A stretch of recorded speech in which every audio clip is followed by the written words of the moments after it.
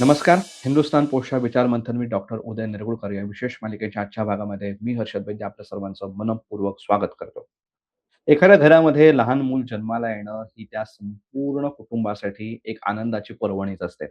परंतु काही ठिकाणी ह्या कुटुंबातल्या आनंदाचं दुःखात रूपांतर होतं आणि तशीच घटना अमरावतीमध्ये घडली. अमरावतीच्या डफरीन हॉस्पिटलमध्ये तिथे लहान मुलांचा जो अतिदक्षता विभाग होता, NICU ह्याच्यामध्ये दुर्दैवाने रात्री 3 वाजता, 3:30 वाजता आग लागली आणि त्या आगीमध्ये होरपळून 3 बालकांचा मृत्यू झाला. त्यामधल्या 39 जी बालकं होती, त्यातल्या 3 बालकांचा मृत्यू झाला. काही अजूनही मृत्यूशी झुंज देत आहेत. त्या सगळ्या हॉस्पिटलचा परिसर आता पालकांच्या, ज्या मृत बालक आहेत, त्या पालकांच्या किंकाळ्यांनी, रडण्याने भरून गेलेला आहे. संपूर्ण परिसर शोकमग्न झालेला आहे. पण परंतु या सगळ्या घटनेनंतर सरकार आणि सरकारी यंत्रणा यांचं नेमकं काय झालं? तिथे सगळ्या गोष्टी ज्या चालू होत्या, आरोग्य विभागाच्या गोष्टी चालू होत्या. हॉस्पिटलसारख्या अतिदक्षता विभागासारख्या इतक्या महत्त्वाच्या ठिकाणी अशा प्रकारची आग कशी काय लागू शकते? मग तिथे कुठली व्यवस्थाच नव्हती का? अशा पद्धतीचे अनेक प्रश्न आपल्याला उपस्थित झालेले आहेत आणि या उपस्थित झालेल्या सर्व प्रश्नांची, ह्या अतिशय दुर्दैवी घटनेची आपल्याला चर्चा करायची आहे आणि ही चर्चा करण्यासाठी आपल्यासोबत उपस्थित आहेत उदय निरगुडकर सर. सर आपलं मनःपूर्वक स्वागत. नमस्कार. सर खरं तर स्वागत वगैरे असे प्रश्न आपण कुठल्यातरी एका महत्त्वाच्या विषयावरती आपण बोलत असताना आपण करत असतो. पण ही घटना खूप दुर्दैवी आहे. परंतु आपल्याला एक फॉर्मॅलिटी म्हणून या सगळ्या गोष्टी कराव्या लागतात. पण खरंच एक खूप सुन्न करणारी घटना आहे आणि या सुन्न करणाऱ्या घटनेचं विश्लेषण करत असताना मला पहिलाच प्रश्न मला विचारायचा आहे, की ही घटना अशा प्रकारची पहिलीच घटना आहे का? आणि या काही अशा घटना आधी यापूर्वी घडल्या असतील तर कुठल्या होत्या? कशा पद्धतीच्या झाल्या? यांच्याबद्दल आम्हाला सांगा. यापूर्वी अशी घटना इतर अनेक ठिकाणी घडलेली आहे आणि या हॉस्पिटलमध्ये घडलेली आहे. अमरावतीमधलं डफरीन हे अतिशय जुनं हॉस्पिटल आहे. डफरीन नावाचे आपल्याकडे इंग्रज अधिकारी होते. सोलापूरला डफरीन नावाचा एक चौक देखील आहे. तसंच इकडे डफरीन नावाचं हॉस्पिटल देखील आहे. 100 वर्ष जुनं आहे. जुन्या इमारतीमध्ये होतं. त्या ठिकाणी अशाच प्रकारची आग लागली. 3-4 वर्षापूर्वीची गोष्ट असावी आणि त्यात एका बालकाचा मृत्यू झाला. म्हणून नवीन बिल्डिंगमध्ये शिफ्ट करण्यात आलं. 13, 13, 13 असे 3 वॉर्ड मिळून एक NICUचं सेटअप होतं आणि त्याच्यात 39 बालकं होती हाऊसफुल. आणि तिकडेही आता आग लागली. मग 3 वर्षापूर्वी लागलेल्या आगीतनं आपण काय शिकलो? पण असा प्रश्न विचारणं तरी कसा? आपल्याकडे याच विदर्भामध्ये भंडाऱ्यात 2021ला सरकारी रुग्णालयात आग लागली होती. त्याच्यात 11 नवजात बालकं अशीच मृत्युमुखी पडली होती. ती आग NICU मध्येच होती. त्याआधी तुम्हाला सांगतो नागपुरात एक ख्यातनाम हॉस्पिटल आहे. त्या हॉस्पिटलमध्ये अशी आग लागली होती आणि त्याच्यात 4 जण मृत्युमुखी पडले होते. मुंबईमध्ये ड्रीम मॉलमध्ये आग लागली होती. त्याच्यात हॉस्पिटल होतं आणि त्या हॉस्पिटलमध्ये 10 पेशंट मृत्युमुखी पडले होते. आज गेल्या 10 वर्षाचा डेटा जर आपण काढून बघितला, तर हॉस्पिटलला लागणाऱ्या आगीत दर वर्षाला 2 ते 3 लोकं जळून मरतायत. म्हणजे याचा अर्थ आपण झालेल्या घटनेपासून काही शिकत नाही, बोध घेत नाही, हाच त्याचा अर्थ आहे. त्यामुळे ही घडलेली घटना ही वन ऑफ घटना असती, तर आपण याच्यावर चर्चा फारशी केली नसती. पण आज नॅशनल मीडियामध्ये आणि YouTubeमध्ये सुद्धा याची चर्चा होते. याचं कारण दिस इज नॉट वन ऑफ. ही घटना वारंवार घडते आणि या घटनेत आपण काही शिकत नाही. या बेपर्वाईवर जाब विचारावा म्हणून हा कार्यक्रम आहे. सो तुम्ही आता जे सांगितलात, तो डेटा तुम्ही आमच्यासमोर मांडलात, की अशा पद्धतीच्या घटना खूप झालेल्या आहेत आणि हॉस्पिटलमध्ये आगी लागणं म्हणजे आरोग्यासारख्या एका महत्त्वाच्या विषयावरतीच इतका खेळ कसा काय होतो? हा प्रश्न पडावा इतकी अशा घटना इतक्या घडलेल्या आहेत. पण परंतु ही जी पर्टिक्युलर घटना आहे, म्हणजे ज्याच्याबद्दल आता बोलतोय, ती अमरावती पर्टिक्युलर घटना घडली का? त्याच्याबद्दलची कुठल्याच ती ही एवढी मोठी आग लागण्याची कारणं काय होती? आणि जर आग एवढी लागली, तर हे नेमकं कुठल्या गोष्टींची वानवा होती आणि त्याचं काय पुढे झालं? ह्याच्याबद्दल आम्हाला सांगा. मी काही त्या स्पॉटला व्हिजिट केलं नाही, परंतु तिथले जे पत्रकार जे 20-20, 25-25 वर्ष पत्रकारिता करतात त्यांच्याशी जे बोललो, पोलिसमधल्या काही अधिकाऱ्यांशी बोललो, काही महसुली प्रशासनातल्या अधिकाऱ्यांशी बोललो, काही महानगरपालिकेतल्या अधिकाऱ्यांशी बोललो. त्यांनी जे सांगितलेलं कारण आहे ते म्हणजे तिथल्या व्हेंटिलेटरचा स्फोट झाला आणि त्या व्हेंटिलेटरच्या स्फोटमध्ये जी आग पसरली, त्या आगीत मग इतर सगळं अग्नितांडव घडलं. आता याची एक चौकशी समिती नेमलेली आहे आणि त्या चौकशी समितीतून सत्य बाहेर येईल. पण ते काय येईल ते मी तुम्हाला आत्ता सांगतो. त्याची खालीलपैकी एक किंवा अनेक कारणं असतील. तुम्ही फक्त टिक मार्क करत जा. पहिली गोष्ट शॉर्ट सर्किट झालं. हे कारण पुढे येईल. दुसरी म्हणजे जे वायरिंगचं मटेरियल वापरलेलं होतं ते अतिशय घाण म्हणजे घटिया क्वालिटी का था? हे दुसरं कारण येईल. किंवा ही दोन्ही कारणं येतील किंवा तिसरं कारण येईल ते म्हणजे फॉल्टी वायरिंग होतं. चुकीचं वायरिंग केलेलं होतं. ते एक कारण पुढे येईल. त्याच्यानंतर एअर कंडिशनमध्ये स्फोट झाला. त्याच्याने अनेक ठिकाणी हॉस्पिटलमध्ये लोकं दगावलेली आहेत. ते कारण पुढे येईल. का तर तो व्यवस्थित मेंटेन केलेला नसतो. चौथं पुढे येईल ते म्हणजे आणखीन पुढचं येईल ते म्हणजे मेडिकल इक्विपमेंट. ते पुरेसे नीट मेंटेन केलेले नव्हते, नीट लावलेले नव्हते. त्यामुळे त्यांच्यात स्फोट झाला. आणखीन एक कारण येऊ शकतं ते म्हणजे ऑक्सिजन सिलेंडर. आणखीन एक कारण येऊ शकतं म्हणजे ज्वलनशील पदार्थ. अल्कोहोल वगैरे सगळं तिकडे असतं. त्याच्याबरोबर ज्वलनशील आणखीन काही पदार्थ त्यांच्या कॉन्टॅक्टमध्ये आले आणि त्याच्यातनं हीट निर्माण झाली आणि त्याच्यातनं हे झालं. ह्या सगळ्याच्या मुळाशी एकच आहे आणि ते म्हणजे जबाबदारीची जाणीव नसणे, परिणामांची भीती नसणे आणि चलता है ॲटिट्यूड. काय फरक पडतो? कोण माझं काय वाकडं करतो? मला ह्याचा सपोर्ट आहे, मला त्याचा सपोर्ट आहे. मी याच्या सहीनं नोकरीला लागलोय, त्याच्या सहीनं नोकरीला लागलोय. हे सगळं असं जर असेल, तर ही घटना डफरींची जी आज यवतमाळला घडली, ती उद्या आणखीन वर्ध्याला घडेल, सोलापूरला घडेल, कोल्हापूरला घडेल. गावाची नावं बदलत जातील. बेपर्वाईची वृत्ती मात्र तीच राहणार आहे. परंतु एवढ्या सगळ्या घटना घडून सुद्धा, त्या घटना घडत असताना सुद्धा, सरकारने याच्याबद्दल काहीच ॲक्शन घेतलेली नाही का? सरकारने याच्याबद्दल कुठलीच नियमावली तयार केली नाही का? सरकारने कुठले कायदेच केले नाही आहेत का? हा प्रश्न सामान्य नागरिकांना पडणं स्वाभाविक आहे आणि तो प्रश्न मला तुम्हाला विचारायचा आहे, की सरकारने खरंच या गोष्टी केल्या आहेत का? केल्या असतील तर त्या काय आहेत ते आम्हाला सांगा? सरकारच्या गाईडलाईन्स या संदर्भातल्या अतिशय कडक आणि तीव्र स्वरूपाच्या आहेत तुम्हाला मी सांगतो.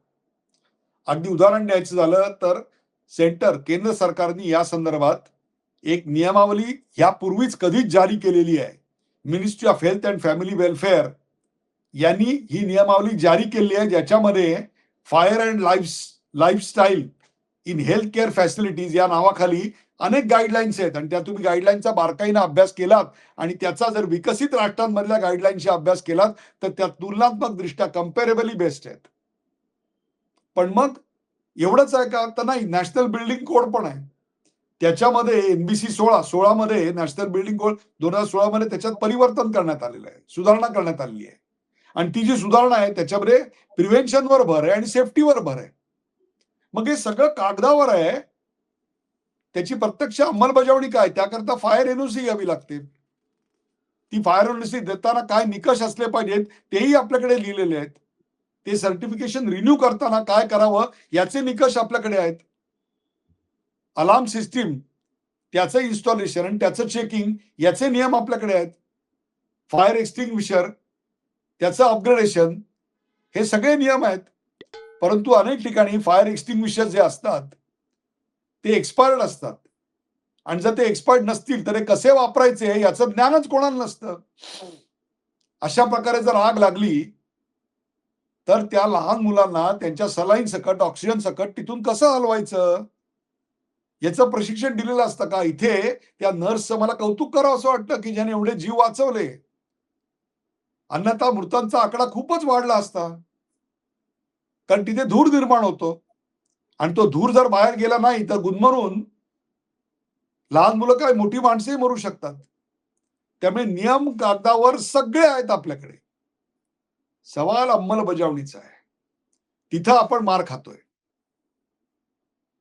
मग आता आपण ज्या घटनेची चौकशी आता घटनेबद्दल बोलतोय. त्या घटनेबद्दल आता सध्या सरकारने कुठली पावलं उचलली आहेत? आणि ही सगळी पावलं आम्हाला सांगा. सरकार काय कारवाई करते हे तर आम्हाला समजावून सांगाच. परंतु शेवटी येत असताना मला तुम्हाला हाही प्रश्न इथे विचारावासा वाटतोय, की एवढ्या सगळ्या घटना घडल्यानंतर तरी सरकार आणि सगळे प्रशासन शहाणं होईल का? आणि शहाणं होण्यासाठी त्यांनी काय केलं पाहिजे? याच्याबद्दलही आम्हाला सांगा. याच्यात 2 भाग आहेत.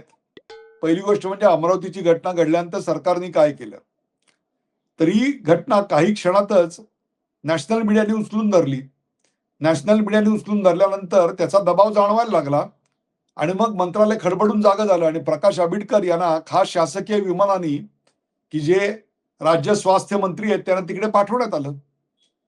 ते दुपारी 12-12:30ला काहीतरी तिकडे उतरले असतील आणि तिकडे गेले. मग त्यांनी ती नेहमीची छापील विधानं जी असतात, की अत्यंत दुःख झालेलं आहे. त्या परिवारांच्या शेजारी बसणं, त्यांच्या खांद्यावर हात ठेवणं, जड अंतःकरणाने घोगऱ्या आवाजात त्याविषयी बोलणं. कठोर कारवाई केली जाईल, चौकशी समिती नेमली जाईल. चंद्रशेखर बावनकुळेंनी सांगितलंच.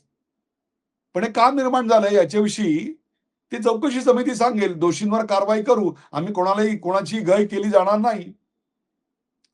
पुढच्या वेळी हे झाल्यानंतर हेच छापील आहे, फक्त नाव बदलतील. आंबेडकरांच्या ऐवजी दुसरा कोणतरी मंत्री असू शकतो किंवा तेच असतील. तीच वाक्य येतील.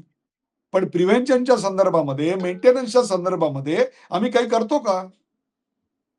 डफरीनमध्ये माझा पेशंट ऍडमिट करा म्हणून तिथले जे काही आमदार, खासदार आहेत, त्यांनी शेकडो चिठ्ठ्या दिल्या असतील. पण तिकडची व्यवस्था कशी आहे याची पाहणी करतो का आपण? मेंटेनन्स नावाची गोष्ट आहे का? शाळेमध्ये ऍडमिशन द्यावी म्हणून चिठ्ठी येते. पण त्या शाळेमध्ये एमईपी अभ्यासक्रम राबवला जातो का? तिथे शिक्षकांचं ट्रेनिंग झालंय का? याविषयी मात्र कुठलाही आग्रही नसतो. कारण गुणवत्ता आणि मेंटेनन्स याच्याविषयीचं कल्चरच आमच्याकडे नाही. या स्टाफचं ट्रेनिंग झालं होतं का? फायर सेफ्टीचं? आज मुंबईमध्ये आपण राहतो. मुंबईमध्ये अनेक 30-30, 40-40 मजली इमारती आहेत. आमचे एक परिचित 30व्या का 31व्या मजल्यावर राहतात. 4 वर्ष झाली त्या घरात राहून. म्हटलं इथे फायर ड्रिल केव्हा झालं होतं? ते काय असतं? फायर ड्रिल माहीत नाही? तिथे एक्स्टिंग्विशर लावले होते मजल्यावर. म्हटलं हे कसे वापरायचे? ते वॉचमनला माहिती असेल. लावा फोन म्हटलं. वॉचमनला माहिती नाही. फायर हायड्रंट होते. हे कोणाला वापरता येतात? कोणाचंही ट्रेनिंग झालेलं नाही. कोणालाही अवेअरनेस नाही. आणि अशा आगी लागल्यानंतर पनिशमेंट म्हणून जो सर्वात ज्युनियर अधिकारी आहे तो मरतो. आणि मोठे मासे मात्र याच्यातनं मोकळे राहतात, की पुन्हा ते चिठ्ठ्या द्यायला मोकळे. मग तुमची जबाबदारी काय आहे याच्यामध्ये?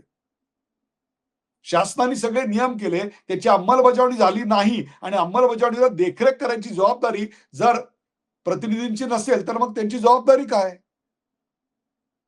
मग आयुक्तांची जबाबदारी काय? उपायुक्तांची जबाबदारी काय? आरोग्य प्रमुखाची जबाबदारी काय? मग त्यांनी काय फक्त बजेट सँक्शन करणे आणि कंत्राटं कोणाला द्यायची याविषयीचं आपलं बहुमूल्य मत व्यक्त करणे एवढीच कामं करायची का? हे सगळं लोकांना आवडत नाहीये म्हणून या तीव्रतेनं बोलतोय आपण. आणि हे सगळं बदलण्याकरता म्हणून हे उत्तरदायित्वाचं कल्चर आलं पाहिजे. उत्तरदायी असा कोण आहे याच्याकरता जबाबदार? आणि नुसते चिठ्ठ्या देऊ नका. त्याच्याऐवजी 2 दिवस काढा. आणि चिठ्ठी दिल्यानंतर जसं आपण माझ्या मुलाची ऍडमिशन झाली म्हणून त्या आमदाराला धन्यवाद देतो, खासदाराला धन्यवाद देतो ना, तसं इथे मेंटेनन्स बघण्याकरता म्हणून 1 दिवस आमदार आले होते. याची माध्यमांनी बातमी केली पाहिजे, की he ensured that such incidences will not happen again. पण मेंटेनन्स हे कल्चरच नसल्यामुळे त्याला माध्यमही प्रसिद्धी देत नाहीत हो. त्यामुळे आमदार, खासदारही त्याला फार सिरियसली घेत नाहीत. फिती कापण्याला जेवढं महत्व मिळतं, तेवढं नंतर ते हॉस्पिटल मेंटेन करण्याला मिळतं का? याचा विचार आपण सगळ्यांनीच करायला पाहिजे. That's the point. सर, आरोग्य व्यवस्था हा अतिशय महत्त्वाचा विषय आहे. आपण वर्तमानपत्रामध्ये मथळे वाचतो, की आरोग्य व्यवस्था व्हेंटिलेटरवर, वरती-वर सगळ्या अतिशय छापील मथळ्यांची आपल्याला सवय झालेली आहे आणि आपण या सगळ्या बातम्यांना, या सगळ्या घटनांना अतिशय यूज्ड टू झालेलो आहोत. अशा पद्धतीची घटना हे खरं तर हे खूप दुर्दैवी आहे, पण अशा पद्धतीची घटना झालेली आहे. परंतु अशा कुठल्या ना कुठल्यातरी घटनेच्या निमित्ताने आपण प्रशासनाला जागा करण्याचा प्रयत्न सातत्याने करायचा असतो आणि ती जबाबदारी आपण या मुलाखतीच्या माध्यमातून पार पाडली. तुम्ही आम्हाला वेळ दिलात आणि आमच्या प्रश्नांना सविस्तर उत्तरं देऊन या अतिशय महत्त्वाच्या विषयावरती आम्हाला संबोधित केलंत. त्याबद्दल हिंदुस्थान पोस्टतर्फे आपले मनःपूर्वक आभार. धन्यवाद. रोज आपण टीव्ही चॅनल लावल्यानंतर, वर्तमानपत्र उघडल्यानंतर आपल्याला कायमच कुणाला कुठे झालेल्या मृत्यूची बातमी येत असते. मग रस्त्यांवरती खड्ड्यांमुळे झालेले मृत्यू असू देत किंवा इतर कुठल्याही गोष्टीमुळे मृत्यू झालेले असू देत. म्हणजे पावसाळ्यामध्ये पुराच्या पाण्यात वाहून जाणारे मृत्यू असू देत किंवा हॉस्पिटलमध्ये कुठल्या ना कुठल्या गोष्टी झाल्यामुळे दगावल्याचे घटना असू देत.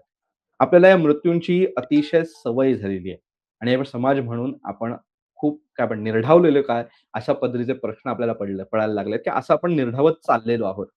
खरं तर या मृत्यूंबद्दल आपण सर्वसामान्य जनतेने सातत्याने आवाज उठवला पाहिजे आणि सरकारला, प्रशासनाला या सगळ्या गोष्टींवरती उत्तरदायी बनवून त्याच्यावरती उपाययोजना करण्यासाठी आणि ते उपाय अंमलबजावणी करण्यासाठी आपण भाग पडलं पाहिजे. ही खरं तर आपली नागरिक म्हणून जबाबदारी आहे. आणि नागरिक म्हणून जबाबदारी जर आपण व्यवस्थित पार पाडली, तर अशा पद्धतीच्या घटना घडणारच नाहीत. अशा स्टेजपर्यंत आपण पोहोचू ह्याच्याबद्दल आम्हाला तरी शंका वाटत नाही. आणि हीच गोष्ट आम्हाला या मुलाखतीच्या माध्यमातून तुमच्यापर्यंत पोहोचवायची होती. ही मुलाखत तुम्हाला कशी वाटली कमेंट बॉक्समध्ये नक्की सांगा. अशाच अशाच गंभीर विषयांवरती आम्ही सातत्याने आम्ही तुमच्यापर्यंत या सगळ्या गोष्टी आणत आहोत. त्या घटना तुम्हाला कशा वाटतायत, त्या गोष्टींवरती आमचे प्रयत्न तुम्हाला कसे वाटतायत, हेही आम्हाला कमेंट बॉक्समध्ये नक्की सांगा. आणि असेच माहितीपूर्ण व्हिडिओज बघण्यासाठी हिंदुस्तान पोस्ट YouTube चॅनलला सबस्क्राईब करा आणि Facebook पेजला लाईक, फॉलो करायला विसरू नका. धन्यवाद.